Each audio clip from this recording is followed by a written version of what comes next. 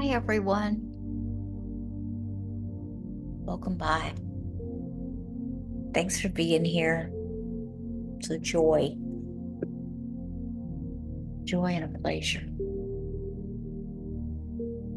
I've been thinking about resistance, noticing things that I have resisted in the past, but fully enjoy now. And why there was such resistance when it's something that I enjoy, right? I mean, I didn't know that before, of course. Because once we know we like something, it's no longer resistant. But it's happened a few times in life, we resist something, we try it, and we're like, wow, I like it, And I just was thinking about that. And honestly, I think yesterday's message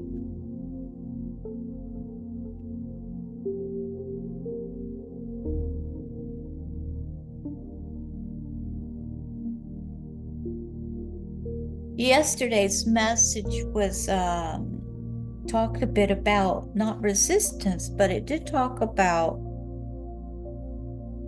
the small step. We step over the small gap that exists between us. So this is the small gap, this wall of resistance between us and life. And just reminded me of that. And so while the message wasn't necessarily geared towards resistance yesterday, when this seeps in through my head as I'm replaying the message that we heard, it came to that formation of resistance and how interesting it is that I can see, looking back over these decades now, I resist something for good Lord, how long I don't know, an extreme resistance in a lot of different ways. Let me tell you, I used to have such a resistance towards any kind of exercise at all.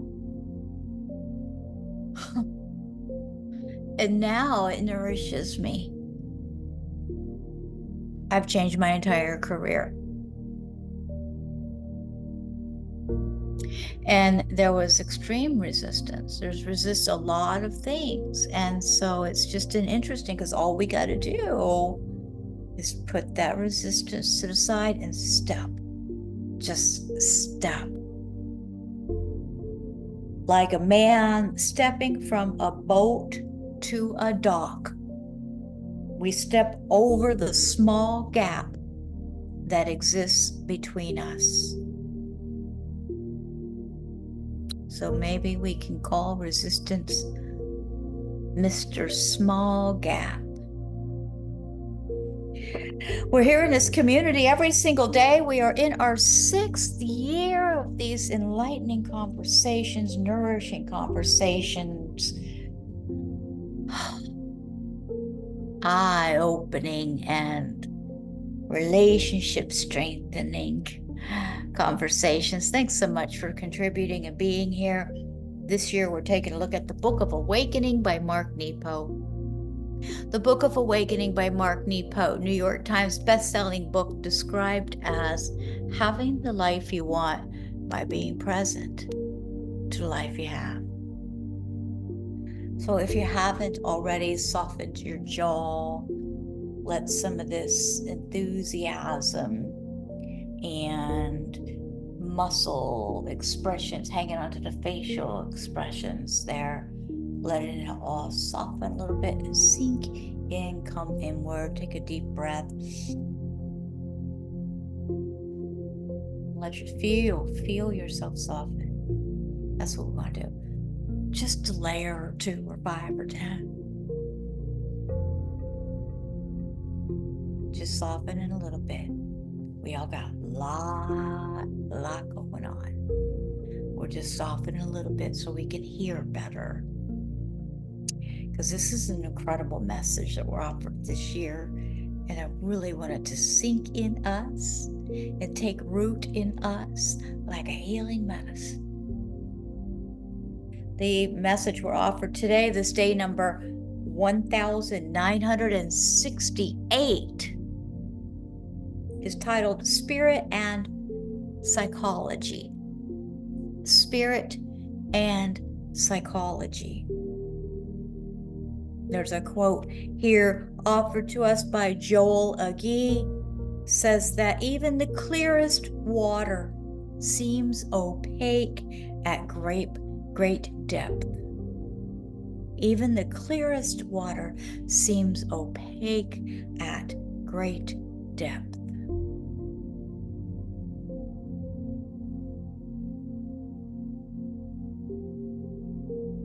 Each of us is like a great untamed sea, obedient to deeper currents that are seldom visible.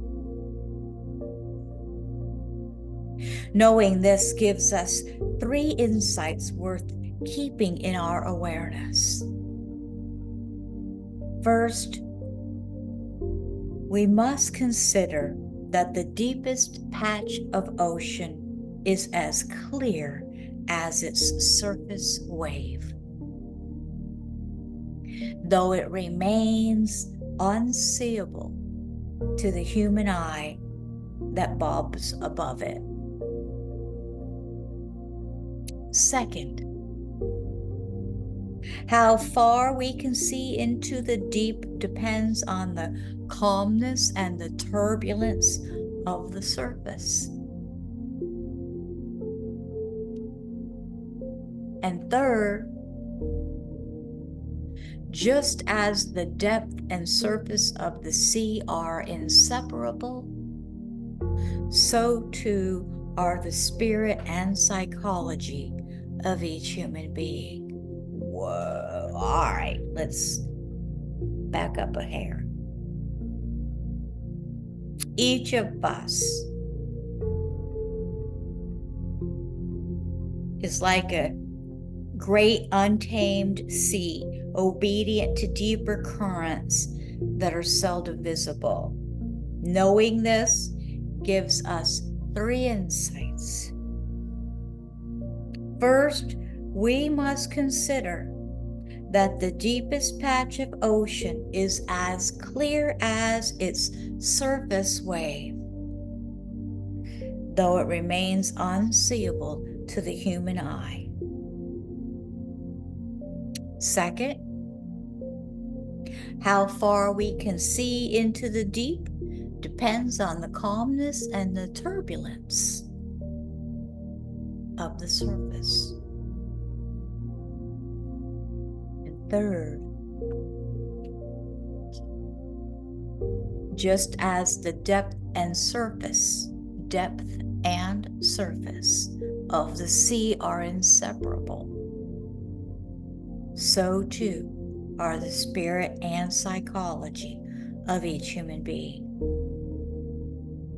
It is our deep sounding, untamed currents that cause us to rise and swell, dip and crash.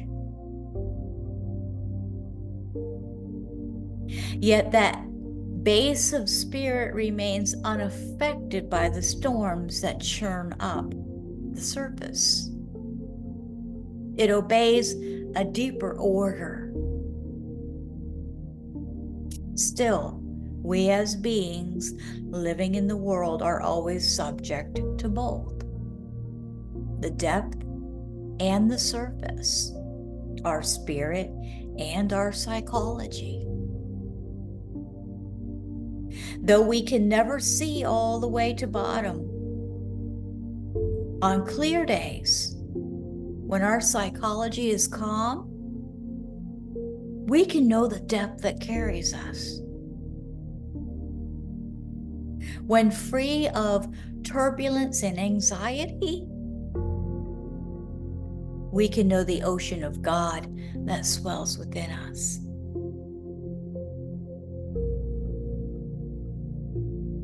Like that, free of turbulence and anxiety. Do you think that changes our perception?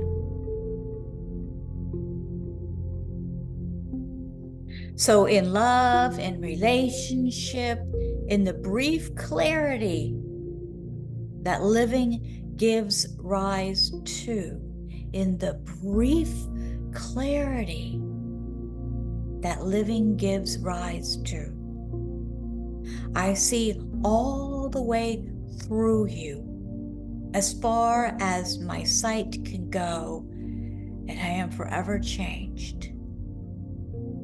Then the winds come from the east, and suddenly you're all churned up. Your depth seems blocked, and I wonder who you are.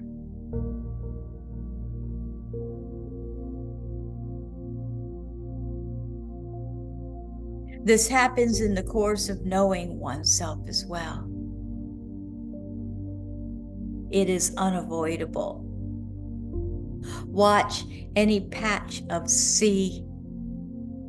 It's never completely still.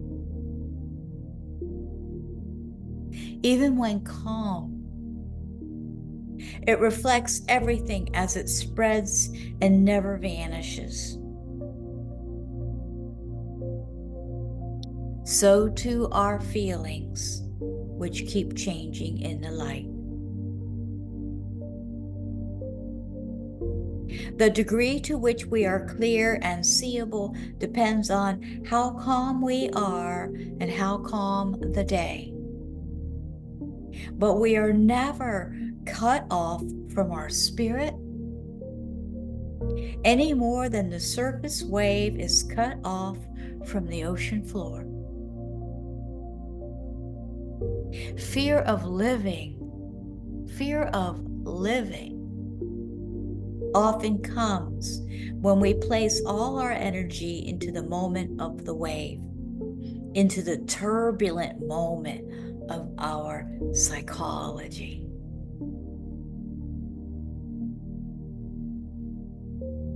If revelation is the brief experience of seeing through the surface into ourselves or others, then wisdom is the recall of that seeing when the waters are murky.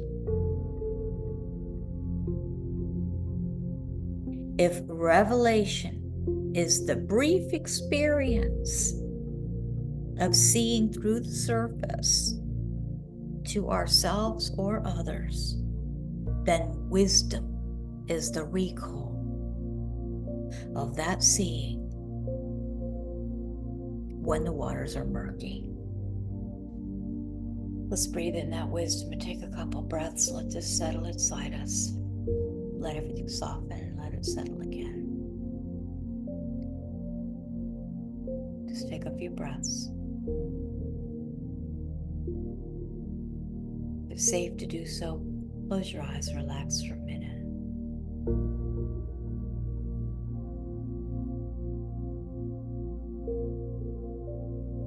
The meditative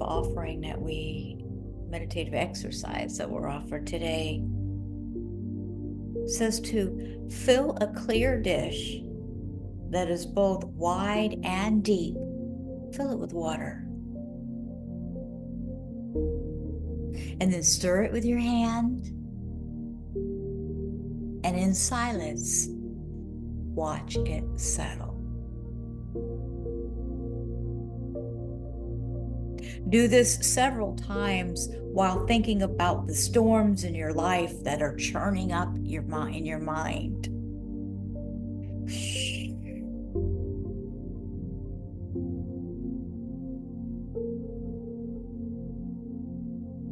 The last 2 times, notice the water at the bottom and how it is less affected by what stirs up on the surface.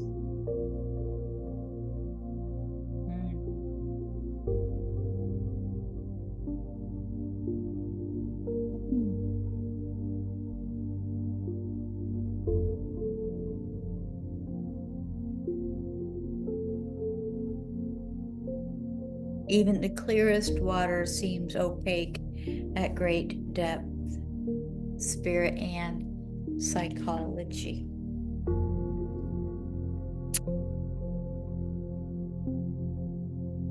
I mean, for me, this totally feels stay grounded, stay rooted. Talks about water a lot here, but my mind goes right to tree roots.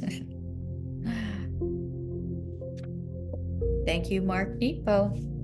Incredible messages.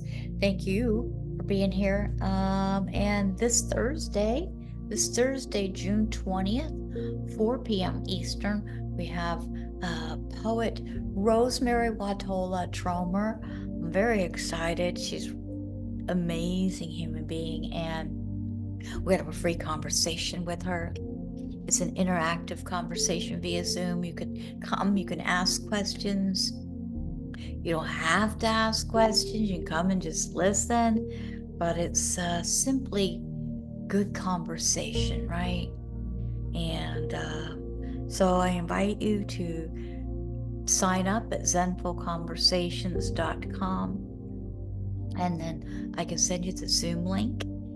But also grab your favorite beverage and find a comfortable spot to sit and just listen in or chat, or sometimes just the energy of the conversation, one little word can come your way and change your whole life, quite frankly.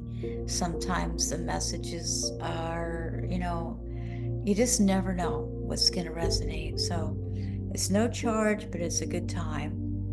Zenfulconversations.com. It's a free conversation. It's this Thursday, June 20th, 4 p.m. Eastern. In gratitude. Namaste. See you tomorrow.